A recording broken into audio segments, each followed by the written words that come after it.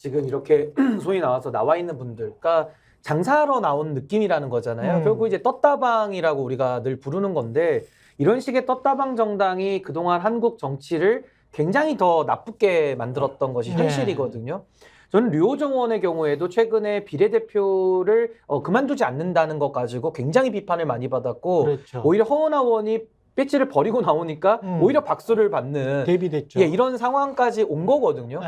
그렇다면 저는 류호정 의원에 대해서 지금 뭐 페미니즘을 다시 반성하겠다, 뭐 다시 한번 해보겠다 이런 얘기인데 그동안 류호정 의원이 한국 정치에 미친 해악을 봤을 때는 이분이 정치를 반성하신다면 이제 그만하셔야 되는 거예요. 근데 거기에 대해서 본인이 반성하니까 이제는 페미니즘을 수정해서 다시 해보겠다.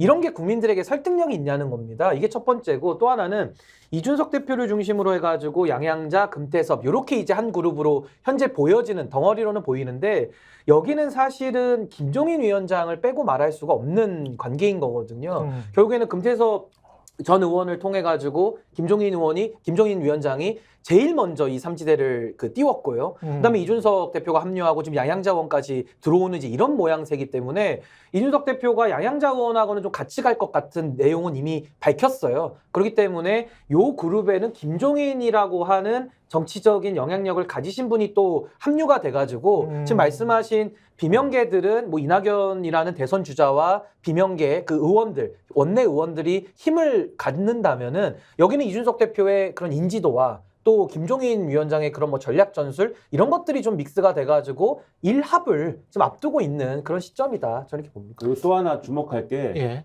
다 각자 지금 당을 따로 창당하고 있다는 거예요. 그 왜 그러냐를 한번 생각을 해봐야 됩니다. 그러니까 정말 그 이해관계의 문제가 아니라면 그리고 지금 다 말하는 대로 어떤 플랫폼을 만드는 게 중요하고 빅텐트를 만드는 게 중요하고 뭐 하나의 집을 만드는 게 중요하면 창당을 할 게 아니고 모두 다 모여가지고 동시에 같은 당을 창당을 해야죠. 따로따로 창당을 하면 안 되죠. 그렇겠네요. 근데 심지어 지금 이낙연 전 대표하고 아까 말씀드렸지만은 비명 상임방이 따로따로 창당하지 않습니까? 그 왜 그러겠습니까? 그 그거를. 밑에 있는 사람들도 생각해 보니까 만만치가 않겠네. 그 지역구를 원하는 사람들이랄지 무슨 뭐 비례대표 순번을 원하는 사람들이랄지 그 사람들 말고도 그 사람을 따르는 측근들 중에서도 뭔가 이제 국회의원 되고 싶어 하는 사람들이 있을 거 아니에요. 그렇죠. 그러니까 그 모든 사람들이 모여가지고 뭔가 대의를 위해, 대의 명분을 위해 가지고 양당 정치 안 되니까 제3지대에서 우리가 대안을 만들어 봅시다라고 의기투합해가지고 하나의 당을 쫙 만들면은 그런 이해관계 조정이나 이런 것들도 그 틀 안에서 해결하면 되는데 각각 따로따로 만들면은 그 따로따로 만든 당에서 이미 내부에서 이런저런 계획들을 세울 텐데 그 세운 걸 가지고 나중에 또 조율해야 되지 않습니까?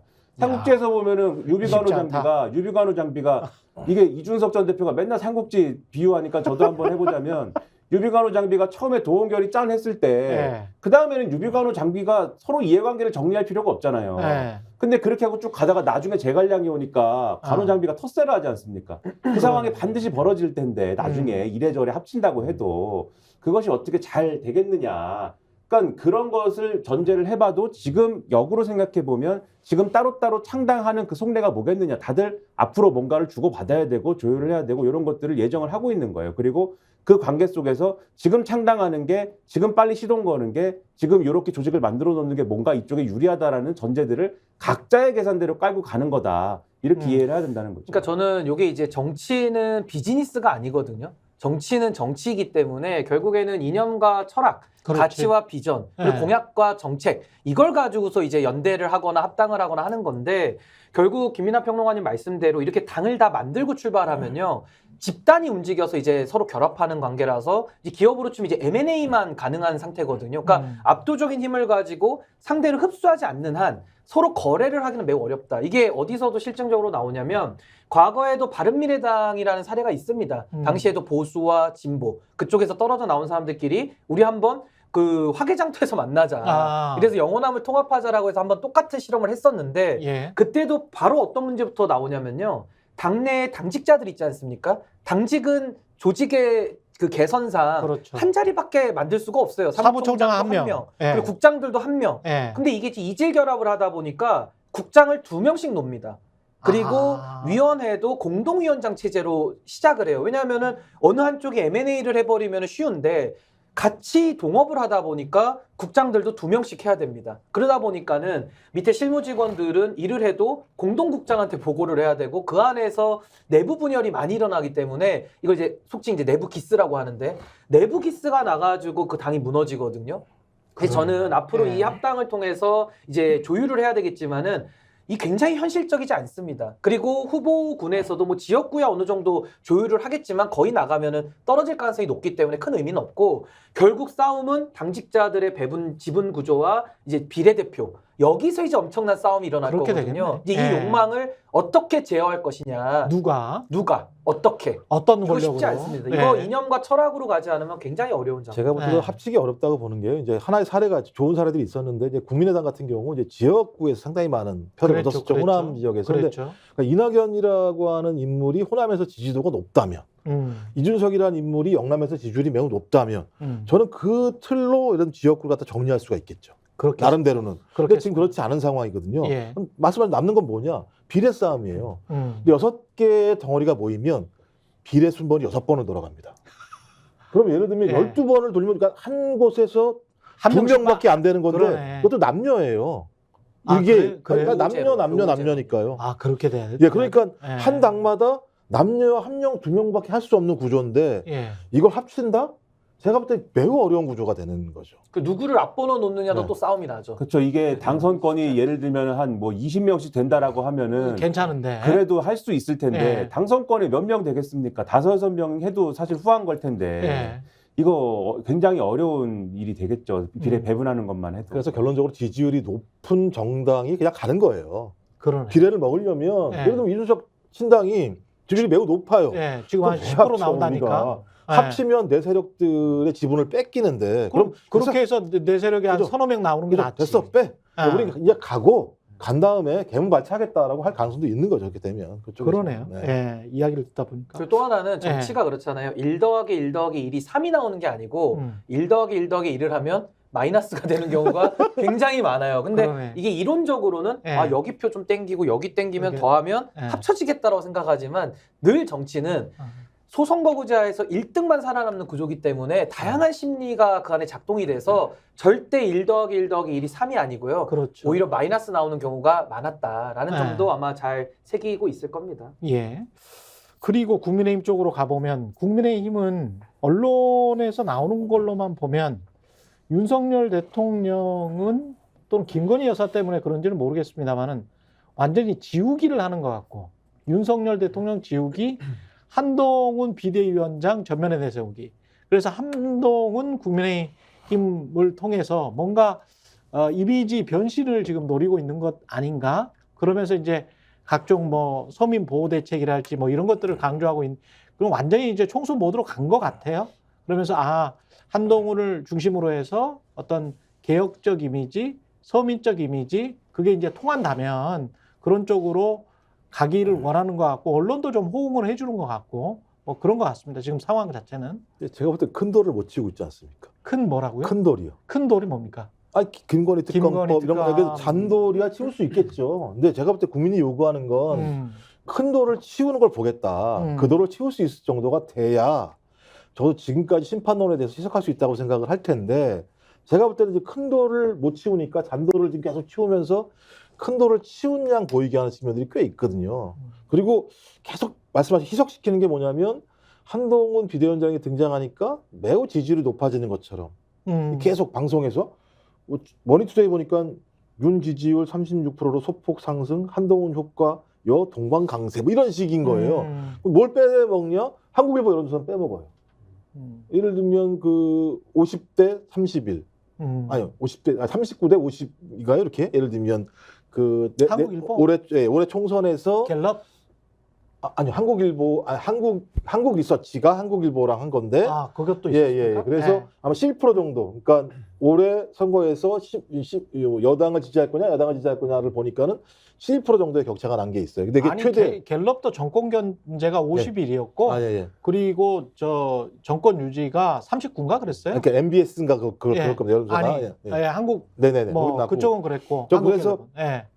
근본적으로 이 격차들을 해소할 수 있는 방법이라고 얘기하는 건 큰 돌을 치워야 된다는 거죠. 근데 제가 볼 때 큰 돌을 치우지 못하고 있다는 생각이 드는 것이고 그 큰 돌을 치우지 못한 한 저는 가면 갈수록 국민의힘 같은 경우는 수도권 지역에서 견디기 되게 어려울 거예요. 당장 수도권 지역에서 지금 뛰고 있는 분들은 죽으려고 합니다, 진짜로. 그러니까 언론에서 나오는 감도하고 현장에서 느끼는 감도가 완전히 달라요. 예. 전 그래서 이런 감도들이 계속 현장에서 느껴지게 되면 아마 이제 계속 위로 얘기들이 올라가게 될 겁니다. 그거 안 돼. 잔돌 치워서 해결될 문제가 아니야. 큰 돌 문제를 치워주지 않게 되면 우리 그 수도권 같은 경우는 그 선거에서 이기기가 되게 어려워라는 얘기가 많을 거라는 생각이 들기 때문에 한동훈 비대위원장이 어느 순간 이 문제를 풀지 못하면 저는 제가 볼 때 한동훈 비대위원장을 가지고는 선거할 수 없다라고 하는 근본적 판단을 할 수밖에 없을 거다. 큰돌 김건희 특검을 치워야 된다. 예, 그 문제가 가장 중요하다고 봐요. 지금 근데 상황에서. 치울 수 있나요? 못 치우면 지는 거죠. 큰 돌을 치우는 게 아니라 그 돌을 더 견고하게 하기 위해서 오신 분이라서 뭐 치울 기대는 안 하는 게 나을 것 같고요. 네. 저는 한동훈 위원장이 들어와서 인요한 교수가 했던 그런 식의 실수까지는 안 하고 있어서 나름 이것이 착시현상처럼 뭔가 되는 거 아니야? 라는 분위기를 저는 자아내고 있는 건 맞다고 보는데 한동훈 위원장은 이미지 정치 그 이상을 벗어나지를 못하고 있습니다. 결국에는 언제까지 그 셀카만 이렇게 돌면서 찍는 거를 예. 계속할 수 있는 건 아니거든요. 그리고 무한 책임을 져야 하는 집권 여당의 대표로서 뭔가 국민들의 삶을 책임지겠다라는 그런 안정감과 미래 비전과 희망을 줘야 되는데 이건 전혀 제시하지 못하고 아마 선거 때까지 그 제시할 가능성은 제로에 가깝습니다. 그렇다면은 저는 지난 강서구청장 보궐선거 이후에 윤석열 대통령과 국민의힘이 달라진 모습을 보였나요? 오히려 더 안 좋은 모습만 보였고 지금 제가 봤을 때는 지지율도 그냥 강서구청장 때와 거의 비슷한 격차가 날 걸로 보거든요. 그렇다면 국민의힘이 생각해야 될 것은 그때 17.15% 차이 났습니다. 예. 그럼 지금 한 15%라고 잡으면요. 게다가 지금은 보수가 한 덩어리가 아니라 이준석 대표를 중심으로 그렇지. 일부 개혁 세력들이 좀 떨어져 나왔어요. 예. 그러면은 15%보다 차이가 더 난다는 거거든요. 예. 그럼 저는 여기에 대해서 특히 수도권 내지는 대전과 강원도 이 캐스팅 보터들이 투표를 많이 하는 지역에서 과연 국민의힘이 한 석이라도 건질 때가 있겠느냐. 이 선거는 현실이고 냉정한 거거든요. 그래서 저는 지금도 이재명 대표에 대한 그 반사이익에만 의존하는 그 국민의힘의 현실을 봤을 때에는 전 이번 선거는 역대급으로 어려울 수밖에 없다. 이게 지금 언론에서 띄운다고 될 게 아니거든요. 국민들의 삶은 현실이기 때문에 저는 냉정할 거라고 그래요. 봅니다. 강서구청장 보궐선거도 전에 뭐 일주일 전에 했던 여론조사나 뭐 이런 것들 보면 비슷하다, 박빙이다. 그리고 국민의힘 의원들도 우리가 근소하게 뭐 아주 근소하게 지고 있다, 초박빙이다. 그런 이야기를 계속 끝까지 했거든요. 근데 이제 그게 호황된 주장이었잖아요. 나중에 이제 까놓고 보니까 지금 상황은 어떤지는 사실은 모르는 거죠. 네, 일단 그 데이터 하나 말씀드리면 예. MBS인데요. 여론조사한 예. 게 여기가 가장 보수적인 여론조사 이제 전화 면접 조사를 하게 되면 그 3주 전에 예를 들면 여야 차이가 2%밖에 안 났는데요. 요번에 한 게 11% 차이가 났어요. 보수적임에도 불구하고 그러니까 여당을 지지할 거냐 야당을 지지할 거냐의 부분과 관련해서 예. 그래서 내부에서 이 문제가 되게 중대하다. 그러니까 가장 보수적으로 전화 면접에서 나왔던 여론조사조차 한동훈 체제가 들어와서 좁혀졌다고 얘기했었는데 많은 언론에서 근데 이 데이터를 딱 보니까 11%로 확 벌어지게 되니까요. 거의 이제 2%에서 10% 9%가 더 늘어난 거 아니겠습니까? 이제 그러면서 이 지표 자체에 대해서 중대하게 받아들여야 된다. 그러니까 왜 보수가 과편집됐음에도 불구하고 이런 현상이 나타나는지에 대해서 고민을 근본적으로 해봐야 되는데 이 고민이 아까 언론에서 나와 있는 것처럼 뭔가 되는 것처럼 착시가 발생하게 되니까 느슨해지는 측면들이 분명히 있는 거죠. 저는 이렇게 가면 제가 볼 때 해결 대책이 분명히 없는데 또 말씀하신 해결할 방법이 없는 거죠. 왜냐하면 대통령이 바뀌지 않는데 비대위원장이 바뀔 수 있겠습니까? 김건희 특검이 통과되지 않는데 그래서 이제 앞서 이제 강서구청장 재보궐선거 말씀하셨는데 그때는 사실 여당 의원들이 뭐 박빙이다라고도 하고 여러 가지 말씀하셨습니다만은 사실이 아니었고 근데 여론조사는 그 공표 금지 기간 되기 직전까지는 사실 이 민주당 우위로 나왔죠 사실.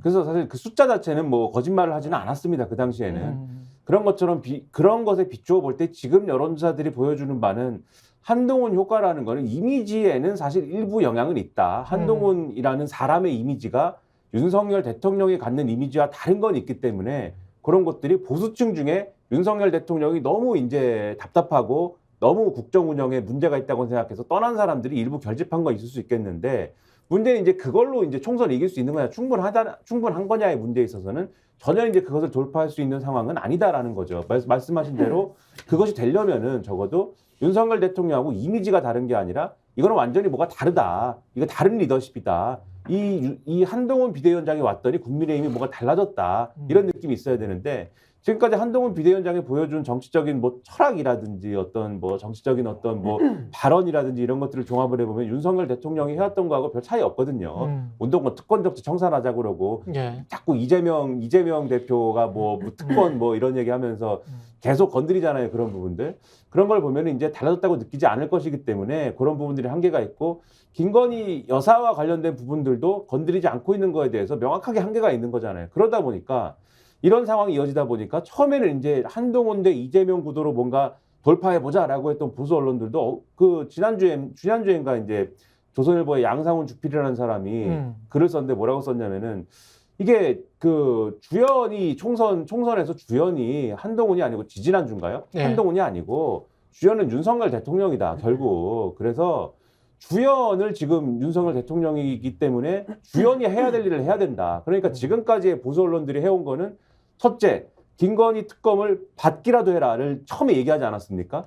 근데 그렇게 될 것 같지 않으니까 둘째, 그러면 총선 이후에라도 특검을 해줬으면 좋겠다. 이걸 막 얘기하다가 한동훈 해줬으면 좋겠다. 막 얘기하다가 안 되니까는 최근에까지 뭘 얘기했냐면 기자회견을 열어서 그러면 윤석열 대통령이 사과라도 해봅시다. 그러면 뭔가 이 문제에 대해서 사과 설명이라도 해봅시다. 예. 그런데 오늘 한국일보 보도나 이런 걸 보면 뭐라고 되어 있냐면 윤석열 대통령과 용산이 그동안 기자회견을 이번에는 신년 기자회견을 좀 해볼까요? 라는 분위기였는데 이 김건희 특검 얘기가 뜨거운 감자가 되면서 안 하는 쪽으로 기우는 것 같다. 이렇게 보도를 지금 하고 있는 거예요. 왜냐하면 기자회견 하면은 결국은 기자들이 그 얘기만 계속 물어볼 거기 때문에 안 하는 게 낫고 차라리 그러면 담화를 할까? 그러니까 그 담화라는 건 일방적으로 하는 거잖아요. 그렇죠, 그렇죠. 그러니까 이런 식으로 결국 대통령도 이 부분에 대해서 뚫어줄 마음이 지금 없는 쪽으로밖에 갈 수밖에 없기 때문에 뚫어주는 게 없는 쪽으로 갈 수밖에 없기 때문에 결국은 한동훈 효과라는 거에서 윤석열 대통령하고 한동훈이 분리가 돼야 되는데 분리가 안 된다 이게. 그러면은